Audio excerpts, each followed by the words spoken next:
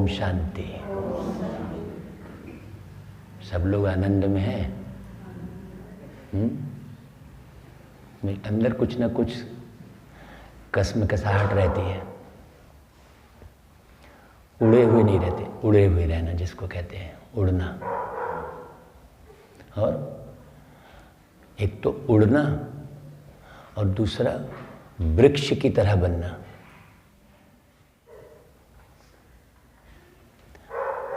लता और बेल ज्यादा फल देते हैं कि वृक्ष ज्यादा फल देता है?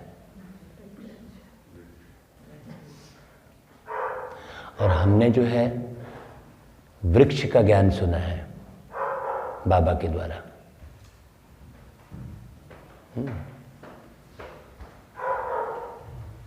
चक्र का ज्ञान सुना है।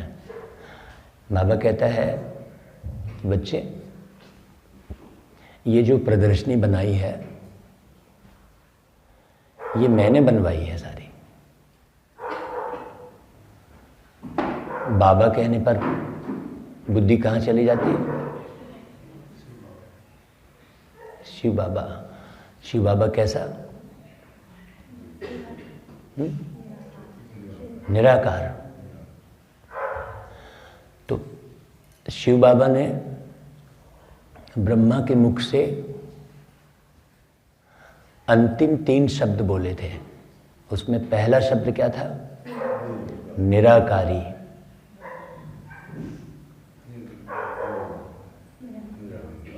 है ना? अभी पहले शब्द को ही उठाते हैं।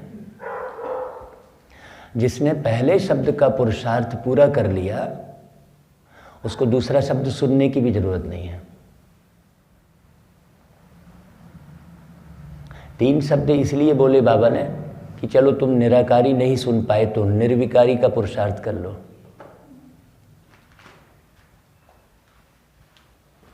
निर्विकारी का पुरुषार्थ पूरा नहीं हो पा रहा है तो निरहंकारी का कर लो, तो कुछ तो फायदा हो जाएगा। निरहंकारी का, अहंकार बहुत तंग करता है। अभी जिसने पहले शब्द का पुरुषार्थ कर लिया वो, उसको निर्विकारी बनने में मेहनत नहीं लगेगी। देखो, निर्विकारी शब्द अलग है और निरहंकारी शब्द अलग है। देखो, है ना? 3 शब्द बाबा ने बोले हैं, बड़ा गहरा राज है इसका। इस पर आप विचार मंथन करना। शाम की भी क्लास अपन रख सकते हैं यदि सब लोग आए तो, क्योंकि सवेरे तो सबको जाने की भी जल्दी रहती है। सारा दिन बुद्धि, किसी को नौकरी, किसी को दुकानदारी, किसी की पढ़ाई, है ना? वैसे पुरुषार्थ जो है सुबह का बेस्ट होना चाहिए। जब हम ज्ञान में आए थे तो सेंटर पर हम 3 बजे पहुंच जा रहे थे। आपको विश्वास नहीं होगा, घर में सब सो रहे होते थे। 2 बजे से उठ गए, माने लगन ध्रुव की तरह। तो बहन जी बोले, अरे इतनी सुबह नहीं आना है 3 बजे। तो हम फिर 4 बजे पहुंचे। 3 बजे मना किया तो अरे नहीं, 4 बजे भी नहीं आना है। तो फिर हम 5 बजे पहुंचे और पहले सेंटर पर 5 बजे सब आ जाया करते थे, सब पूरा। और हमारे चौबे कॉलोनी में हमारी दीदी, कमला दीदी नाम है उनका, बहुत स्ट्रिक दीदी हमारी। छोटी सी भी बात को, क्यों, हमारे बाबा भी बहुत स्ट्रिक हैं, आप समझना। शिव बाबा प्यार बहुत करते हैं बाबा, लेकिन है ना, कल हम भाई ने जो मुरली चलाई थी तो बोला था ना कि ऐसा कोई बाप नहीं होगा जो इतनी सावधानी दे दुनिया में और इतनी बारीकी से बच्चों की कमी कमजोरी और इतने प्यार से निकाले। देखो, बाबा को अगर हम सोचते हैं, एक्चुअल में बाबा के जैसा व्यवहार बनाना ही योग है। योग कोई अलग चीज नहीं है। आपको कोई योग कराए तब आप योग करें, वो हो गई बेल बनने वाली बात, सहारा। जैसे लता को, बेल को सहारा ढूंढना पड़ता है। नहीं, हमको वृक्ष बनना है ना। देखो अभी मुरली में आज बाबा क्या बोलता है, वृक्ष बनना है। इस भाव से आपको मुरली सुनना है। हाँ, ज्ञान कोई दूसरा समझा सकता है, लेकिन योग में परिपक्व आप स्वयं होंगे। योग कोई करा नहीं सकता। किसी को कोई किसी की याद बिठा नहीं सकता। याद कैसे आती है? जहाँ प्रेम होता है वहाँ याद आती है, गहरा जहाँ प्रेम होता है। बोले कई लोग हमसे कहते हैं भाई जी हम अमृत बेले हमारा मिस होता है। तो जहाँ प्रेम होगा वहाँ कहाँ मिस होगा? आपकी मम्मी रात को 2 बजे ट्रेन से आ रही है तो कैसा होगा आपका? आपको मालूम पड़ रहा है कि मेरी मम्मी रात को 2 बजे ट्रेन है उसकी, तो क्या स्थिति होगी आपकी? सो जाएंगे आप, 6 बजे उठेंगे, तो मम्मी को लेने कौन जाएगा स्टेशन? तो आप जागृत रहते हैं कि नहीं रहते हैं? बाबा भी कहता है बच्चे, मैं 2 से 4 बच्चों से मिलता हूँ, 4 बजे के बाद भक्तों से मिलता हूँ। स्पष्ट बाबा ने बोला है। कोई ऐसा नहीं है कि आप जो है 2 बजे उठ के किसी कमरे में जाएंगे तभी बाबा को याद करेंगे। आप अपने कमरे में रह के याद कर सकते हैं, आपको नींद आएगी ही नहीं। तो याद पर मुख्य ध्यान देना। बाबा कहते हैं मीठे बच्चे, तुम्हें अथाह ईश्वरी सुख मिला है, अथाह। इसलिए तुम्हें मायावी सुखों की परवाह नहीं करनी है। हाँ, ये सुख अलग बात है। जो बाबा ईश्वरी सुख की बात कर रहे हैं वो अंतर का सुख है। और जिसे अंतर का सुख मिल गया वो बाह्य सुख की तरफ, वो मेरे पास ये नहीं है, वो नहीं है, या मेरे फलाने रिश्तेदार नहीं है, वो ढंग से बात नहीं कर रहा है। अरे नहीं कर रहा है तो नहीं कर रहा है। आपको किसी के प्रेम की आवश्यकता है क्या? आपको किसी के सम्मान की आवश्यकता है क्या? बाबा ने इतना प्रेम दे दिया है, तो प्रेम का स्टॉक हमारे पास इतना भरा है, तो अब किसी से प्रेम पाने की चाहत देखो बनी रहती है क्या? हाँ, किसी व्यक्ति विशेष से प्रेम पाने की जो चाहत बनी है वो मायावी सुख के अंतर्गत आएगा।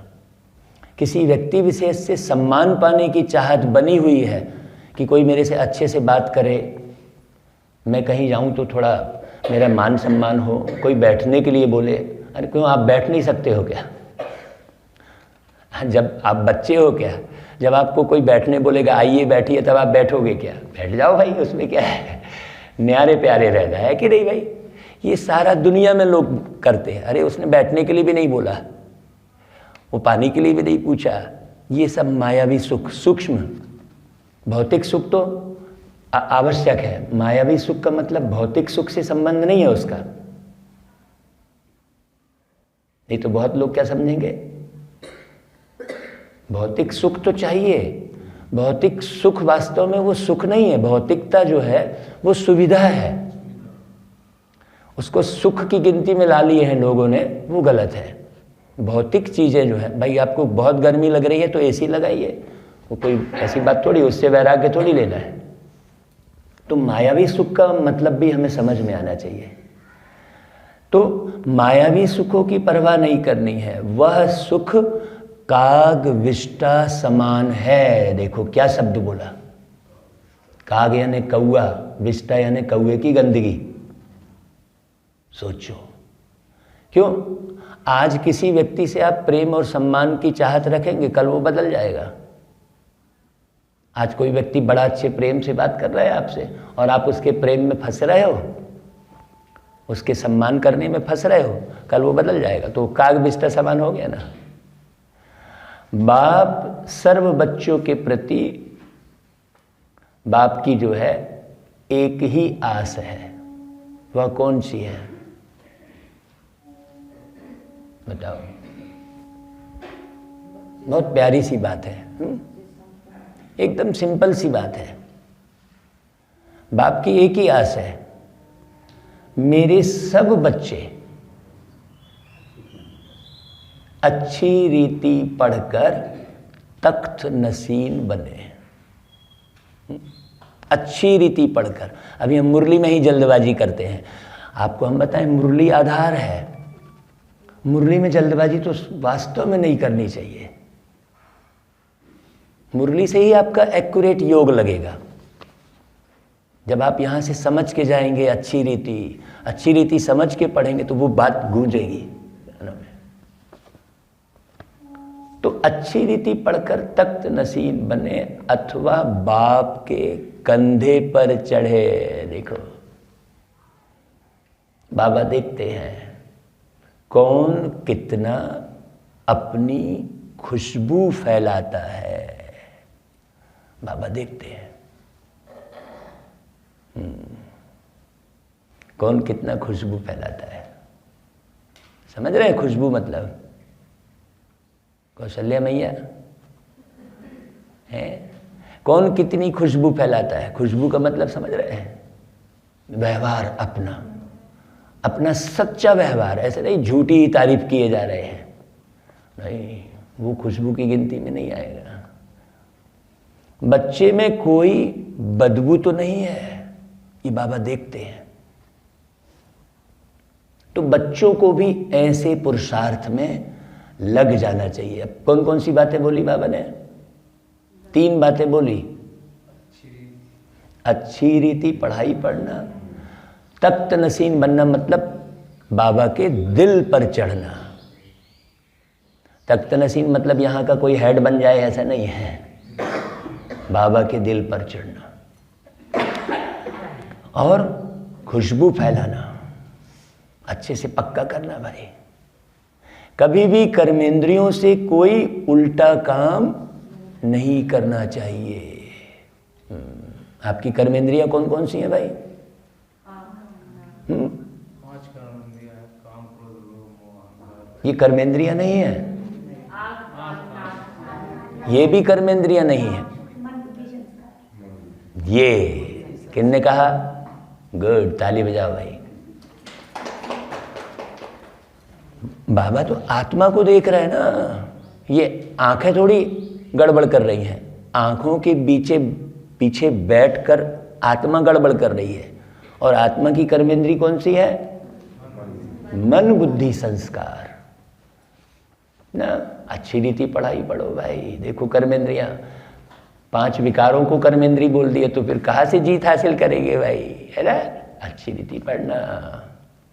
गीत बजा है, देखो बहुत सुंदर गीत बजा है। बदल जाए दुनिया न बदलेंगे हम। जो अच्छी रीति पढ़ाई पढ़ेगा ना, वो कभी बाबा को नहीं छोड़ेगा, कभी नहीं छोड़ेगा वो, चाहे कितना भी उसके सामने विघ्न आ जाए। यदि मैं अपने जीवन के विघ्नों की बात करूंगा ना, तो आपके अंदर से आह निकल जाएगी, आपके अंदर से आह निकल जाएगी। अब सोचो, अरे ऐसा है क्या, अब मैं कितना भूला हुआ हूं। देखो विघ्नों को क्या चिंतन करना है कि नहीं भाई? अभी देखो सारे विघ्नों का चिंतन करते हो क्या? ओम शांति। इस गीत का थोड़ा तात्पर्य बाप बतलाते हैं। इसमें कोई बदलने की बात ही नहीं है। बच्चे बाप को कह नहीं सकते कि हम आपके बच्चे नहीं हैं,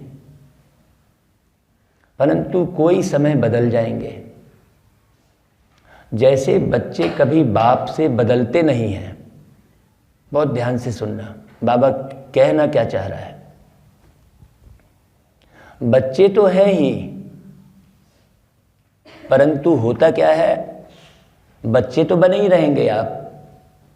बच्चे आपके जो लौकिक में भी आपके जो पिताजी हैं, उनके बच्चे तो आप सदा ही रहोगे ना। क्यों भाई, आप किसके बेटे हो तो आप अपने बाप का नाम लोगे ना, चाहे कहीं भी रहो। लेकिन कुटुंब से जुदा हो जाते हैं, बाप तो वही रहता है। अभी आगे सुनना, बहुत अच्छी बात। अब यह तो है बेहद का बाप। कहते हैं मैं अपने परम धाम में रहता था। जैसे तुम आत्माएं यहाँ आकर पार्ट बजाती हो, गृहस्थी बनती हो, वैसे मुझे भी आकर गृहस्थी बनना पड़ता है। कितनी प्यारी बात, बहुत ध्यान से सुनना। यहाँ सम्मुख तुम मुझे माता पिता कहते हो, भक्ति में भी कहते हैं तुमेव माता च पिता तुमेव। तो कभी ना कभी गृहस्थ का पार्ट बजाया होगा ना भाई बाबा ने, है ना भाई।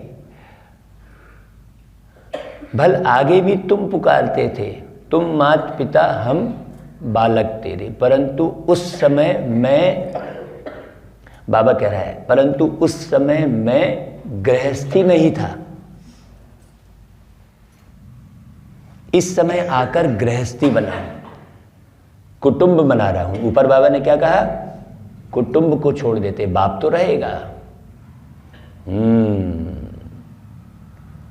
अभी बाबा कहता है गृहस्थी भी 2-4 बच्चों का नहीं,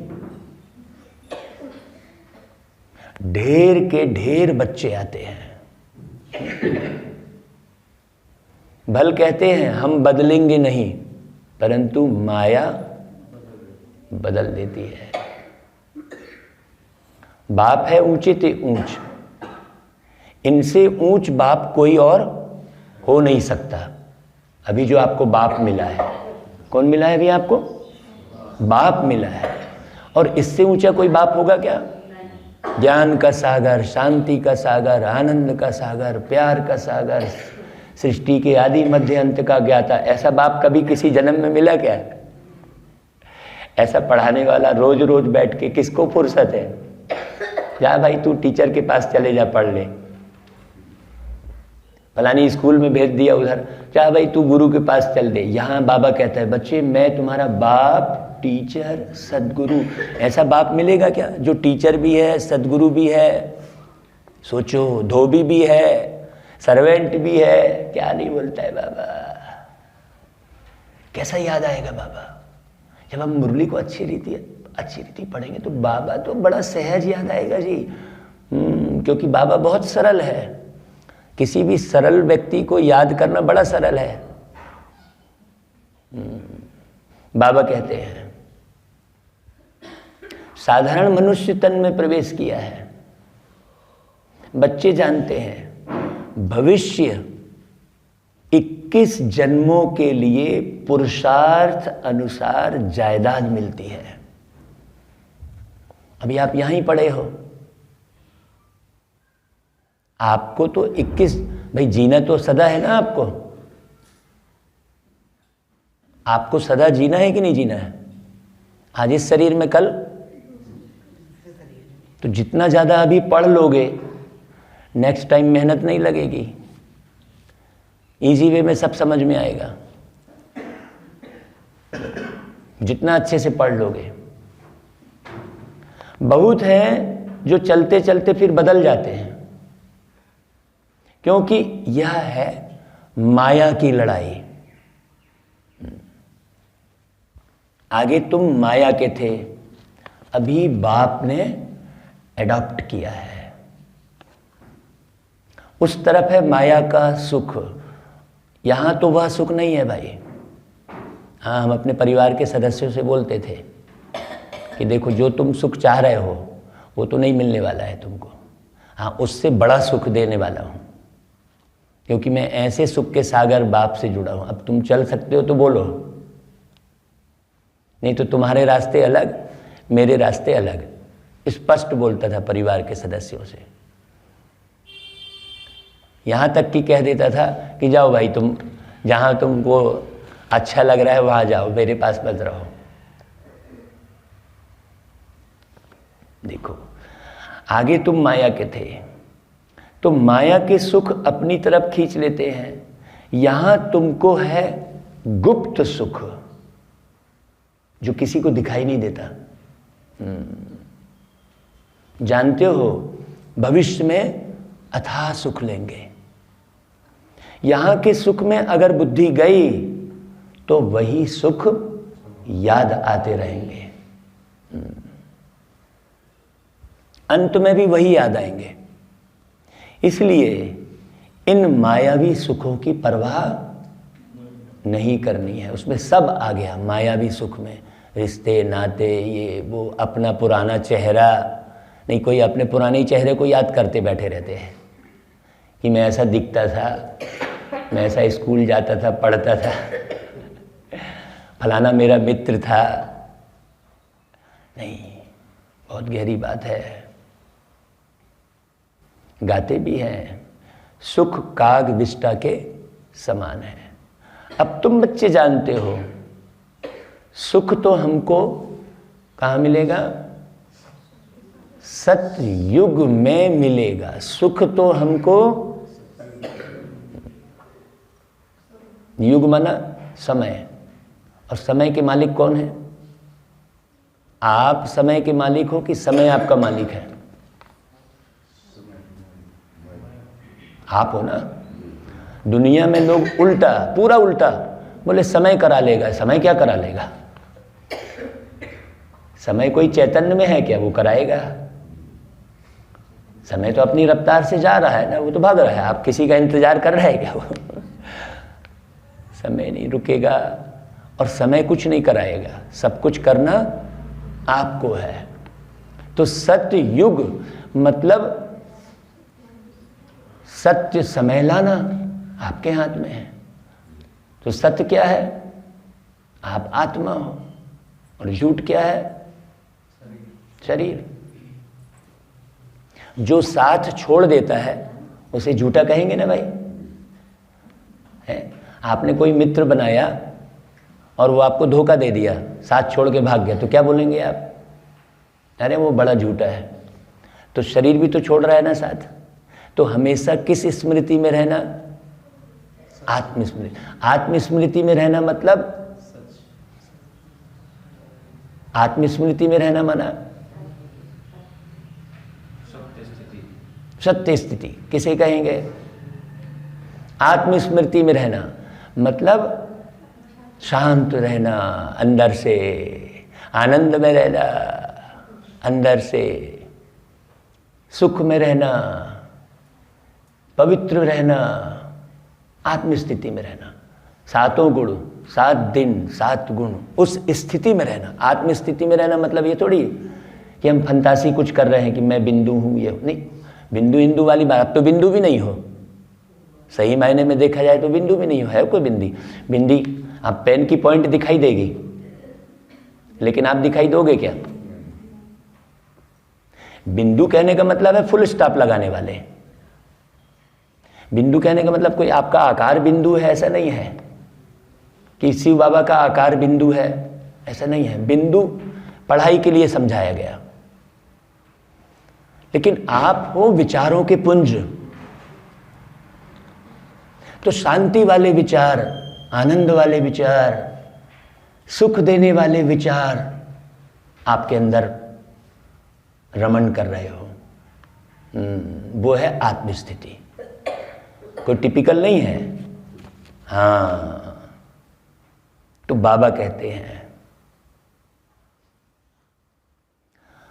अब तुम बच्चे जानते हो कि सुख तो हमको सतयुग में मिलेगा। तो देखो सतयुग में मिलेगा का डिटेल कितनी बढ़िया आई। हाँ, वह सुख प्राप्त करने के लिए हम माता पिता के बने हैं। बाप जरूर कोई समय गृहस्थी बने हैं, जिस कारण उनको माता पिता कहा जाता है। गाते तो हैं परंतु समझते नहीं हैं। शिव बाबा जब ब्रह्मा बाबा के तन में आए तो देखो सब बच्चों को इकट्ठा किए, शिव बाबा ही तो किए ना। हाँ, बाप बने ना। ये जो सुंदर परिवार के बीच में हम आ गए हैं, इसकी बहुत बड़ी वैल्यू है।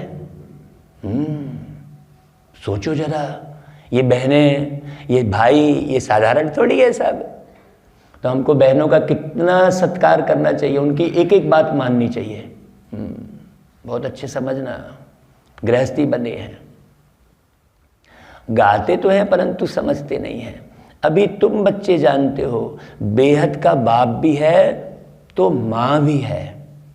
परमात्मा, परमात्मा में पहला अक्षर पा यानी पिता और आखिरी अक्षर माँ यानी माँ। देखो परमात्मा, और किसी में ऐसा है कहाँ है? तो इस माँ द्वारा अर्थात प्रजापिता ब्रह्मा द्वारा एडॉप्ट किया है। ब्रह्मा बाबा तो माध्यम है। अब प्रजापिता और शिव दोनों ही बाप ठहरे। बाप तो माता द्वारा एडॉप्ट करेंगे ना। हम दुनिया वालों को कहते हैं कि भैया बाप का परिचय लौकिक में भी कौन देता है? बच्चे को माँ ही देती है। तो उस बाप का परिचय भी कौन देगा? माँ ही देगी। तो तुमेव माताश्च पिता तुमेव, इनको कहें या ब्रह्मा को कहें? कितनी प्यारी बात बोल रहे हैं बाबा। बताओ अब क्या बाबा बढ़िया पढ़ाता है। देखो कितना दिव्य बुद्धि बनाता है बाबा। किनको कहें? शिव बाबा को ही कहेंगे। हाँ गाते तो है हम सब ब्रदर्स हैं, वह फादर है। ब्रह्मा तो नहीं है ना भाई सबका फादर। ब्रह्मा तो लिमिटेड लोगों का फादर है। हम ब्रह्मा कुमारियों का फादर है ब्रह्मा बाबा, लेकिन सबका फादर तो शिव बाबा है। अभी मैंने बाबा की याद मतलब सब मेरे को भाई नजर आ रहे हैं। कोई बहन भी नजर नहीं आ रही है। बहन भी नहीं आ रही है नजर। क्या नजर आ रहे हैं? भाई नजर आ रहे हैं। ये सूक्ष्म पुरुषार्थ है। जब सब भाई नजर आएंगे ना तो विकार खत्म, सेकंड नहीं लगेगा। हाँ बाबा कहते हैं तुम माता पिता। अब माता पिता कैसे बनते हैं? यह वंडरफुल बातें समझने की है, बारीक समझने की है। नहीं तो कई बच्चे मेरे से बोलते हैं बाबा के, बोलते हैं बाबा गोल मोल बोलता है, हमारी समझ में नहीं आता। कई लोग बोलते हैं, जबकि ऐसी कोई बात नहीं है। मनुष्य मूंझते भी हैं क्योंकि शरीर तो मेल का है ना तो शरीर तो देखने की बात ही नहीं है ना भाई। इसलिए माता, अब बाबा को क्या करना पड़ा? माता एडॉप्ट की गई, मम्मा को रखना पड़ा। अब नहीं तो सारी दुनिया में बोलेंगे अरे यार ये बूढ़ा बाबा जो है सब महिलाओं के बीच में बैठा रहता है। सारी दुनिया तो यही बोलेगी ना। इसलिए यज्ञ को आगे बढ़ाने के लिए, ज्ञान को वो करने के लिए मम्मा नियुक्त की गई। वह है सरस्वती बेटी, परंतु बेटी द्वारा तो एडॉप्ट नहीं किया जाता है ना। आहा कितनी प्यारी बात, कितनी गहरी बात समझ में आ रही है। देखो यह माता भी है तो पिता भी है। उसने इसमें प्रवेश किया है। किसने? शिव बाबा कितना गहरे से याद आ रहा होगा देखो ना। तब ब्रह्मा को खुद कहते हैं तुम हमारा बच्चा भी हो। शिव बाबा ब्रह्मा को क्या बोल रहे हैं? तुम हमारा बच्चा भी हो और बन्नी भी हो।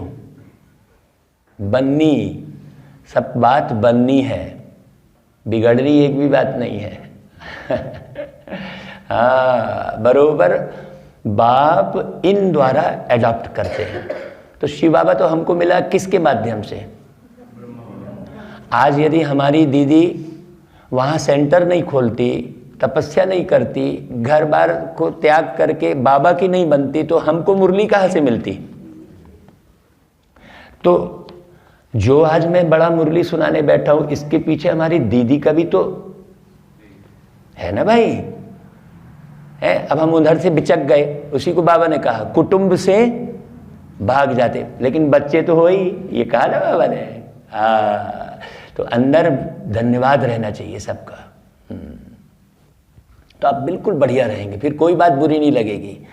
जब उनका शुक्रिया रहेगा अंदर में, समझ के शुक्रिया ना, ऐसे थोड़ी फॉर्मेलिटी बतौर शुक्रिया कर रहा है। तो बाबा कहता है तुमको याद मुझे करना है, ब्रह्मा को याद नहीं करना है। याद की बात है। मनुष्य तो दुनिया में बहुत लॉकेट पहनते हैं, यह तो बाप है ना। बाप कहते हैं बच्चे तुम्हें अपना भी सब कुछ भूल जाना है। देह सहित देह के जो भी संबंधी हैं सबको भूल परम पिता परमात्मा के साथ योग लगाओ मतलब संबंध बनाओ। योग माना संबंध, संबंध की बात है यहाँ पर। बाबा हर घड़ी बाबा याद आए, चाहे बहन बना लो चाहे बच्चा बना लो, संबंध। तुम बच्चों को फरमान है मुझ बाप को याद करो, मैं इनमें प्रवेश होकर तुमको राजयोग सिखलाता हूँ। इसमें प्रेरणा की तो कोई बात ही नहीं है, प्रैक्टिकल है। प्रेरणा से बाबा काम नहीं करता है, प्रैक्टिकल बात है। यह ड्रामा अनुसार सब कुछ होना ही है। बाप की याद से ही विकर्म विनाश होंगे। अब याद के ऊपर से एक पूरी क्लास करेंगे अपन, तो आपको याद का पूरा क्लियर हो जाएगा, है ना भाई। बाकी किसी देहधारी को याद करने से टाइम वेस्ट हो जाता है। दूसरे के साथ बुद्धि योग लगाते हो तो गोया बाप से नाफरमान बरदार बनते हो। बाप को याद करने में मेहनत है, इसमें ही भूल होती है। सारे समस्याओं का समाधान क्या है?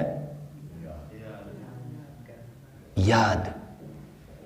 याद के बल पर ही एक व्यापारी अपनी दुकान खोलता है, और याद ही नहीं रहे उसको दुकान, तो फायदा होगा? बाकी किसी देहधारी को याद नहीं करना। बाप कहते हैं तुम हो आशिक, चलते फिरते मुझ माशूक को याद करने का पुरुषार्थ करो। गीत में भी भगवानुवाच है, मामे कम याद करो।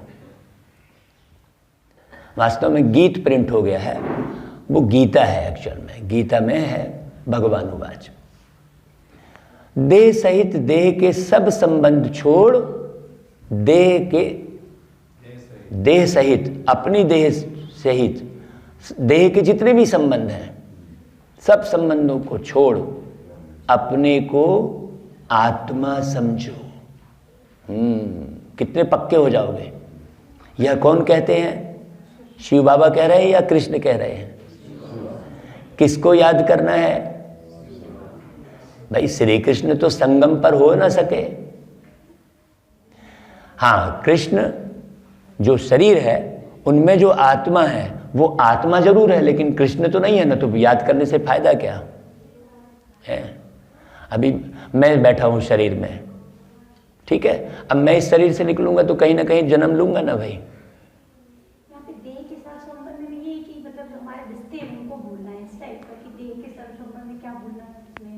हाँ, इसीलिए हमने बोला इस पर विशेष क्लास करेंगे, ठीक है।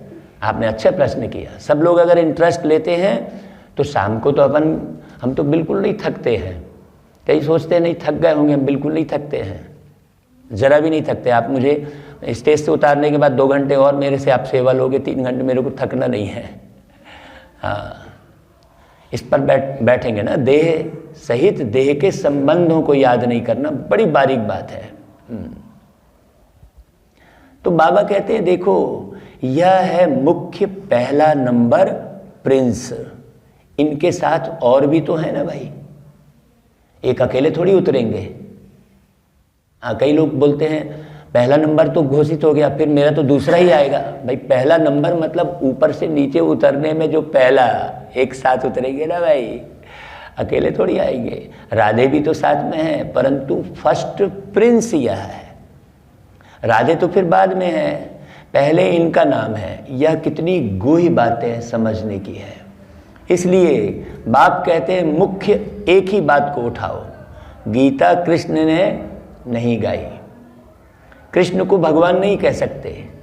इस बात में ही सारी बात है जीतने की।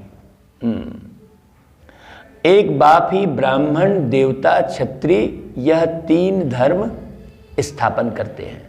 पहले डिटिज्म, फिर इस्लामिज्म, बुद्धिज्म, क्रिश्चियनिज्म, बस। और छोटे छोटे धर्म तो फिर बहुत है। सदगति होती है गीता के भगवान द्वारा। सर्व का सदगति दाता बाप है।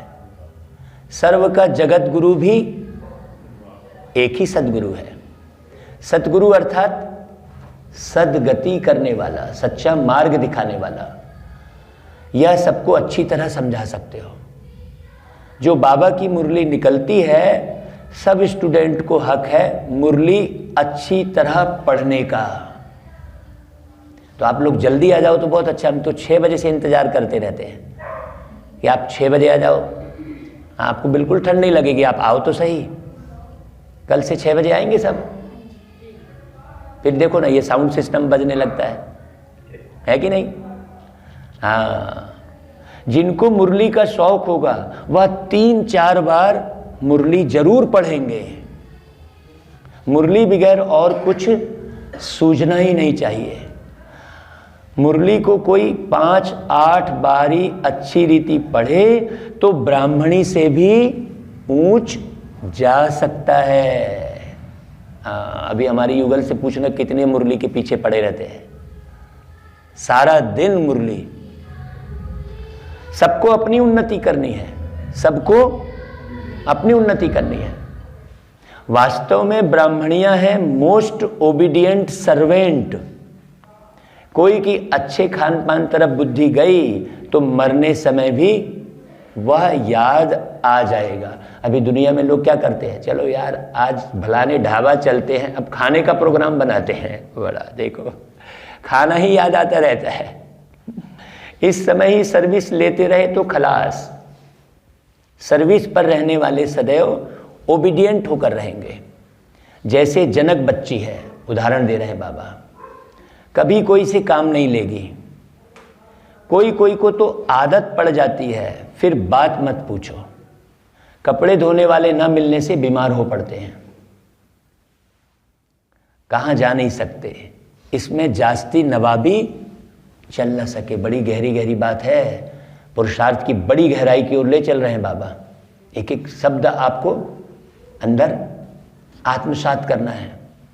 सर्वेंट बन सर्विस करनी है। बाप भी सर्वेंट है ना। कहते हैं मैं ऊंचे ते ऊंच कितने साधारण तन में आया हूं। मैं कोई घोड़ा गाड़ी आदि नहीं मांगता हूं। यह तो फिर भी बाप है। वानप्रस्थ के बाद बच्चों का फर्ज होता है बाप की सेवा करना। शिव बाबा का रथ है, फिर भी बाबा कोई सेवा नहीं लेते हैं बच्चों से। बच्चों को अपनी पढ़ाई पर पूरा ध्यान देना है। कायदे सिर पढ़ेंगे, पढ़ाएंगे तो सतयुग में भी कायदे सिर राज्य करेंगे। वो राज्य करने की क्षमता हमको कहाँ पैदा करनी है? हाँ, अब आप अपना ही मैनेजमेंट नहीं कर पा रहे हो, अपने ही विचारों को कंट्रोल नहीं कर पा रहे हो, तो फिर औरों पर क्या राज्य करोगे आप? है कि नहीं भाई? सतयुग में बेकायदे कोई बात होती नहीं। हर एक बात में एक्यूरेट बनना है। हाँ, परफेक्ट बनना है। एक्यूरेट बनना, परफेक्ट बनना ही योग है। हम विश्व के राजकुमार राजकुमारी बनते हैं तो वह मैनर्स भी तो हमको यहां सीखना पड़ेगा भाई। हम काहे के लिए मुरली सुन रहे हैं? विश्व के राजकुमार बनने के लिए मुरली सुन रहे हैं ना भाई, तो मैनर्स भी चाहिए ना। कृष्ण की कितनी महिमा है, महाराज कुमार। बाप से भी कृष्ण का नाम जास्ती है। राधे कृष्ण के माँ बाप कोई इतने मार्क्स नहीं ले सकते जितने। कितनी प्यारी बात है, बहुत गहरी बात है ये। एक एक मुरली पर अगर हम बैठे, आप बोलो तो इस मुरली को फिर से रिपीट शाम को पढ़ेंगे, फिर 2 घंटे का समय दोगे आप लोग, फिर देखो कितना आनंद आएगा। हाँ, देखो माँ बाप कोई इतने मार्क्स नहीं ले सकते जितने राधे कृष्ण लेते हैं। ये बड़ी गहरी बात है ना, किसी व्यक्ति विशेष की बात नहीं है। यहाँ पर ऊंची पढ़ाई यह पढ़ते हैं, सबसे जास्ती मार्क्स कृष्ण लेते हैं, परंतु जन्म तो फिर कहाँ लेना ही पड़ेगा ना। तो जिसके पास जन्म लिया उनका इतना मान नहीं होता है। पहले जरूर उनके माँ बाप जन्म लेते होंगे कृष्ण के, फिर भी कृष्ण बच्चे का नाम बाला होता है। अभी बाबा एक लाइन बोलता है, यह बातें बड़ी गुप्त हैं। यह है चिट चैट की बातें। मूल बात है अपने को अशरीरी आत्मा समझो। हम बेहद बाप की औलाद हैं, हमको सर्वगुण संपन्न यहां ही बनना है, फिर उसके बाद बनने का मौका नहीं मिलेगा। अभी कोई भी संपूर्ण नहीं बने हैं, सभी पुरुषार्थी हैं, इसलिए किसी को मत देखो। इनकी रिजल्ट भी बाबा देखते हैं ना, तो यह सबसे ऊंच जाएगा। कौन? ब्रह्मा बाबा। इसलिए फॉलो फादर कहा जाता है। अंत तक फादर को ही फॉलो करना पड़े। ड्रामा में जो कुछ होता है समझा जाता है यही राइट है, कोई भी बात में संशय नहीं आ सकता है। अम्मा मरे तो भी हलवा खाना। अब वो कढ़ाई में हलवा बना के नहीं खा लेना। नहीं, एक भाई ने ऐसा ही किया था भाई। अब उनके घर गए, बोले वो कढ़ाई में हलवा बना के खाने लग गया। नहीं भाई, बड़ी गहरी बात है इसमें। तुमको तो मन मनाभाव होकर रहना है। हलवा खाने का अर्थ बता दिया बाबा ने। देखो, दुख की कोई बात ही नहीं है, मन मनाभाव होकर रहना है। ड्रामा में जो नूंद होगी वह होता ही रहेगा भाई। अनादि बना बनाया ड्रामा है। अब हमारी माता जी ने शरीर छोड़ा, हम अर्थी जलाने के बाद 4000 की सभा करने गए, फटाक से वहां से निकल गए और दूसरे गांव में हमारी 4000 की सभा हमको करनी थी और गए। बढ़िया, इधर अर्थी जला के आए तो हलवा खाए ना हमने। अब प्रैक्टिकल बात अपने जीवन की बता रहा हूं मैं, दुख की कोई बात ही नहीं है। अनादि बना बनाया ड्रामा है। जो नूंद है वह तो होता ही रहेगा भाई। ऐसे पक्के होके उठना यहां से। बच्चों का काम है पुरुषार्थ कर अपना जीवन हीरे जैसा बनाना। हाँ, हीरा जो है माने कोयले के बीच में भी क्या होगा? हाँ, तो सारे कोयले हैं, आपको जीवन हाँ हीरे जैसा बनाना। कर्मेंद्रियों से कोई उल्टा काम नहीं करना है। ऐसे नहीं जो भाग्य में होगा, पुरुषार्थ करना है भाई। भाग्य आगे वाली कोई बात नहीं है, अपना हिस्सा लेना है। बाबा को पूरा समाचार भी देना है। कोई सेंटर का तो बिल्कुल पता भी नहीं पड़ता है। कई सेंटर्स चलते हैं, कोई तो बगैर ब्राह्मणी भी गीता पाठशाला खोल सर्विस करते रहते हैं। नंबरवार तो है ना। जो अच्छी सर्विस करते हैं वही बाबा के दिल पर चढ़ते हैं, और जो बाबा के दिल पर चढ़ा रहेगा उसको बाबा की याद सहज आती रहेगी। हाँ, तख्त नसीन होते हैं। बाप तो चाहते हैं बच्चे अच्छी रीति पढ़कर बाप के कंधे पर चढ़ जाए।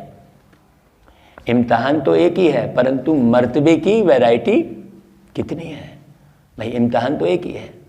हर एक फूल अपनी अपनी खुशबू देते हैं।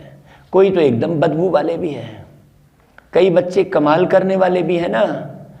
प्रेम है, मनोहर है, दीदी है, बाबा नाम ले रहे हैं, इनकी सब महिमा करते हैं। कोई का तो नाम भी नहीं लेते हैं। बाप को पतित से पावन बनाने में कितनी मेहनत करनी पड़ती है बच्चों को। देखो, बंदरों को मंदिर लायक बनाते हैं, साधारण बात तो नहीं है ना।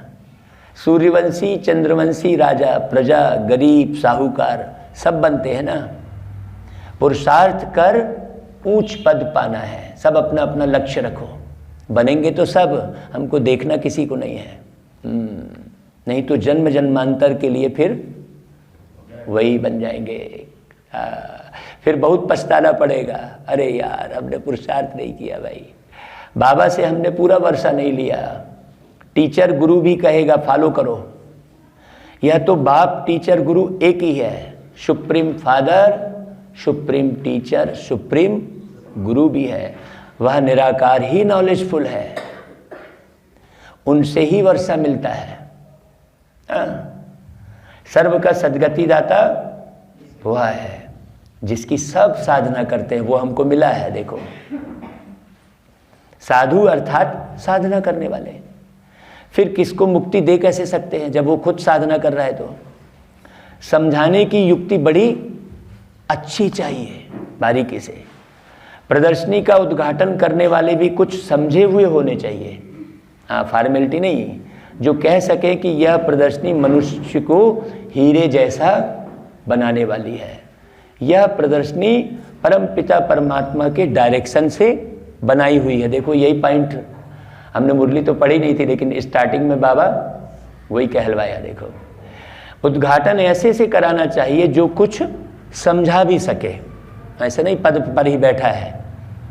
एक दिन बड़े भी आकर तुम्हारे पास समझेंगे, सन्यासी आदि भी आएंगे, उस ड्रेस में बैठ समझेंगे। अब बाबा डायरेक्शन देते हैं, मन मना भाव, अपनी तैयारी पूरी रखो, नहीं तो दूसरा गैलअप कर लेगा। बाप को याद करो तो पावन बनेंगे। विनाश भी सामने खड़ा है, मतलब विकारों का नाश करने वाला सामने मुरली सुना रहा है आपको। और जब सामने भगवान आए और आपने अपने विकारों का नाश नहीं किया, बाप कहते हैं मैं कितना बड़ा गृहस्थी बना हूं, सबसे बड़े ते बड़ा गृहस्थ धर्म मैं पालन करता हूं। ड्रामा में बहुत गहरी बात है ये। ड्रामा में मेरा पार्ट ही ऐसा है। बच्चों को ऊंच पद पाने में मेहनत करनी चाहिए, पुरुषार्थ कर माँ बाप के गद्दी नशीन बनना चाहिए। शिव बाबा के हम बच्चे हैं, या अंदर में नशा रहना चाहिए, फिर तो कोई बात ही नहीं रह जाएगी। क्या करे, कहा जाए, क्यों भाई उत्तर मिल गया ना आपको? है कल पूछ रहे थे, मुरली में सारा उत्तर मिल गया। शिव बाबा के हम बच्चे हैं, अंदर में यह नशा रहना चाहिए। हम बाबा से कम थोड़े ही जाएंगे, ब्रह्मा बाबा से। ऐसा रहना चाहिए नशा, जैसे ब्रह्मा बाबा गए हम भी जाके बताएंगे। हाँ अच्छा भाई, बाबा फिर क्या कहे?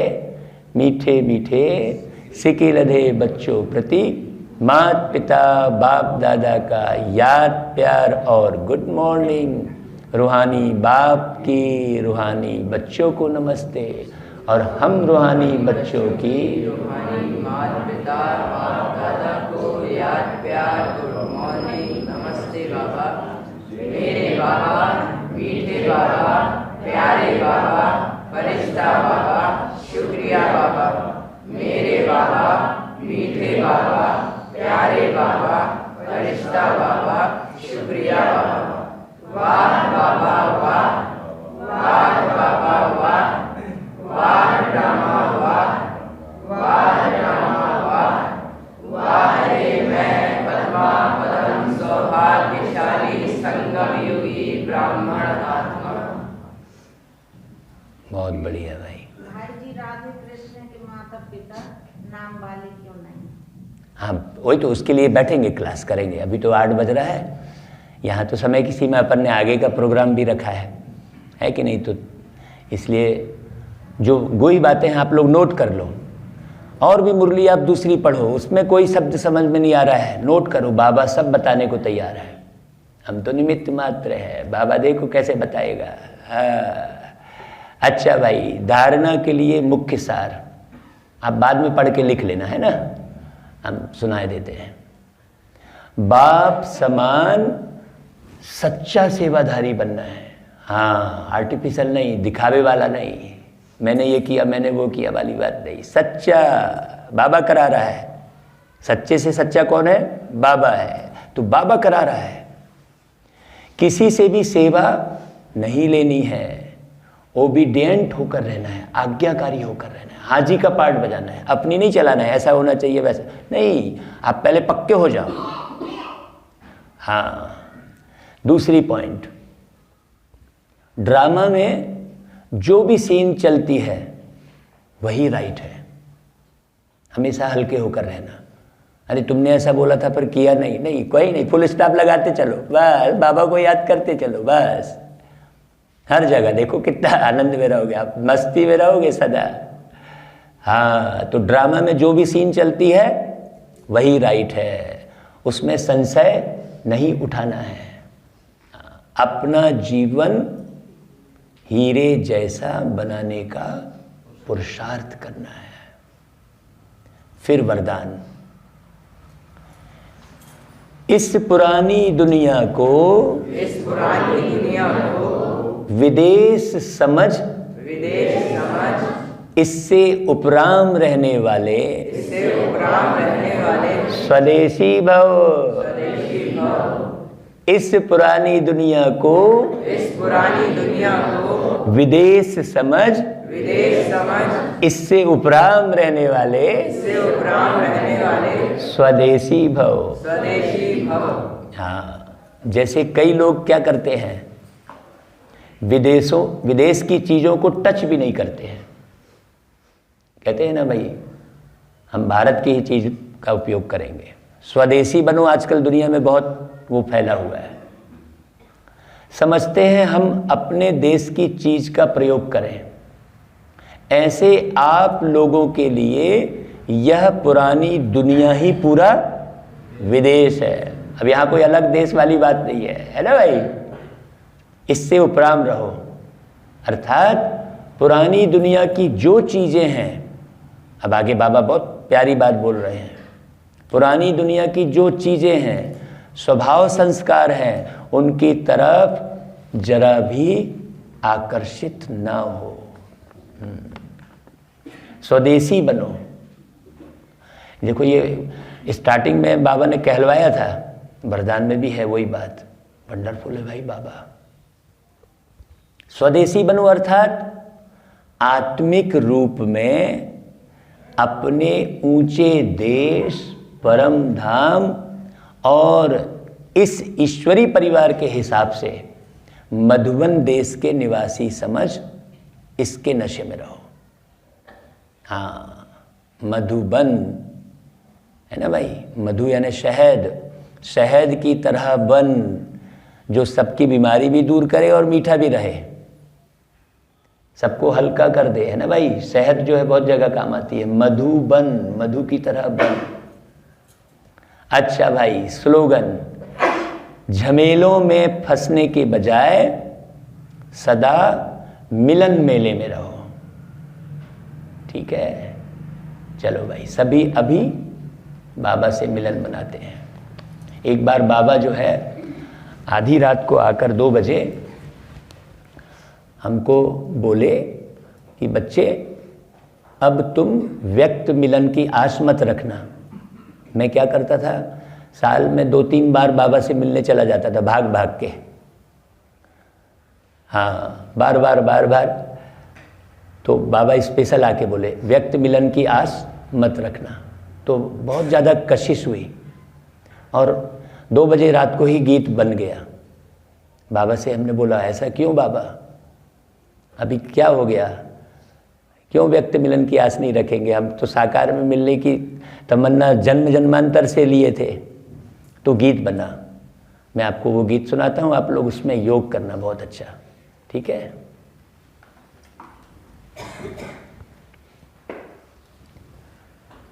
अव्यक्त वतन से ओ प्यारे बाबा, व्यक्त में मिलने आ जाओ ना, आ जाओ ना।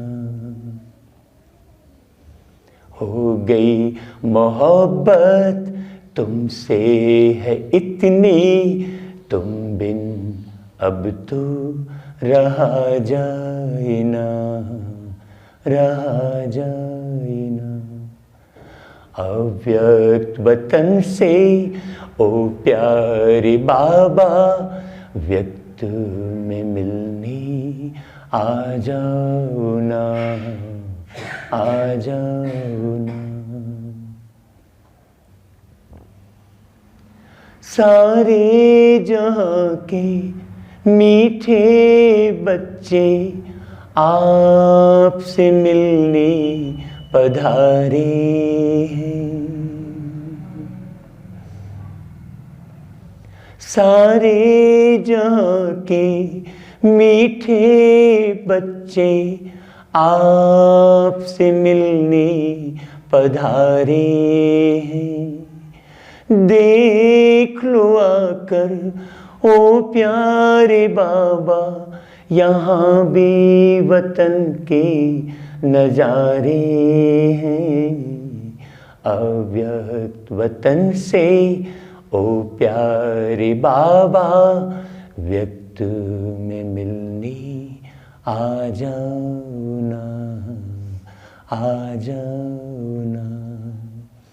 हो गई मोहब्बत तुमसे है इतनी, तुम बिन अब तो रहा जाए ना, रहा जाए ना।